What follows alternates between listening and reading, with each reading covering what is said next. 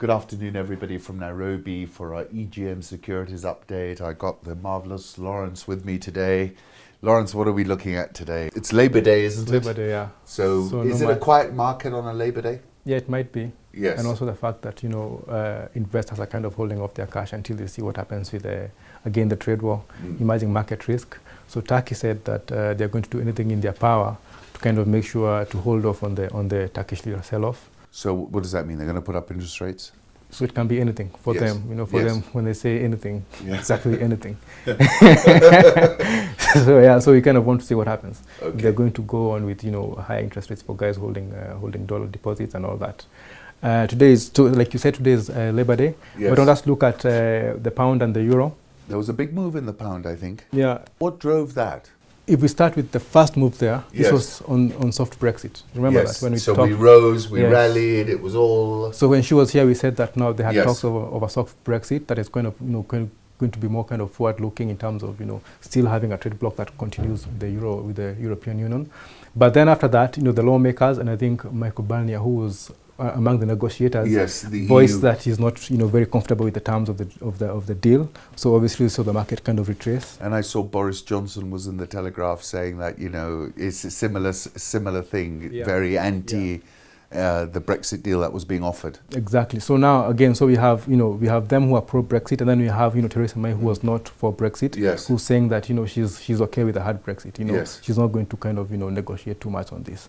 And also the issue of a second referendum is out of the door. That is according to I saw she kicked that into touch. Yeah, and remember she said that at one point, I think she got frustrated at some point and said that it's not the end of the world.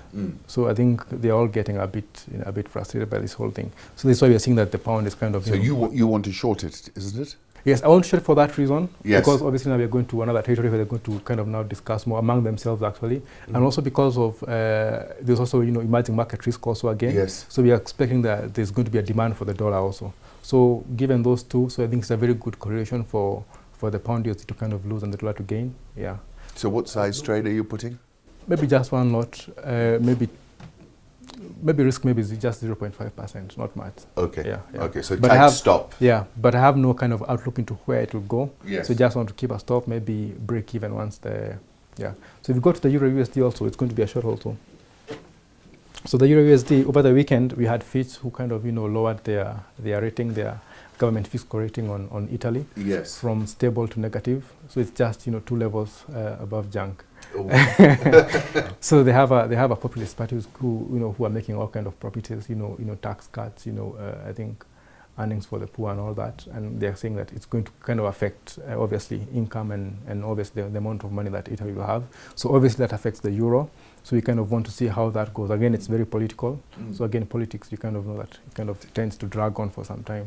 So I'm going to be short one lot of euro. So you're going to be short one of euro. 117.50. And I'm going to be short one short of pound USD. So let's do that. We're really betting on dollar strength. Yeah. So I'm going to sell one lot, right? Yeah. What's your stop loss? 117.50. 117.50. That's a bit high. So if I just do this. And you are doing a much tighter one. Yeah, so yours is 1%, right? Yeah. That's $1,000 if it goes against you. So from me, it's going to be a much tighter one. Yeah. So mine is going to be just, $500. Okay. Yeah. So where's the 0.5? So here at 129.50. Yeah, 129.50. Okay. Give or take. Yeah. So 0.5%, yours is 1%. And currently, in terms of the portfolio, I saw we're up about 2.5%. Yes, we are up 2.5%. Yeah. 2.5%. 2.5. Yeah. And so do you think we should close our? Or should we just? Let's still run it, isn't it? We leave it, right? The lesson: run your winnings. Yeah, actually, it looks like it's going to go up. Yes. But I don't expect that much volatility today. Okay. Because of the holiday. Yeah, but also remember that there might be knee-jerk, reactions from because what I found, Lawrence, is times with low liquidity, quiet markets, you can get big movements. Yeah, you can get big movements, by the way. Yes. Yeah, mostly from banks who are kind of trying to take advantage of that. Yeah. Where they can move the market one way. And let's have a quick look at the lira today. Yeah, so the Turkish lira, it's still there, still stagnating. 661. Yeah, 661. I saw some predictions for 10. 10? Yes. Somebody this morning was saying I think either way, with what is going on, I think the projection is upwards. It's going to keep on losing because we're not seeing much of much input from the Turkish government. Yes. Yeah. But they kind of held it below that record low they hit a few days ago, right? Mostly by pushing fear into the market. Yes. But it's not from any economic policy or anything, just by kind of sending fears into the market. And if you had a choice, you'd be short. Yeah, I would be short, but also remember they are having allies in the market.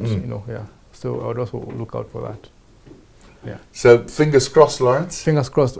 For me, I wouldn't touch the Turkish lira. You wouldn't, touch because there is an ability to squeeze. Yeah. Yeah. So I wouldn't touch it. I would just kind of leave it and observe it.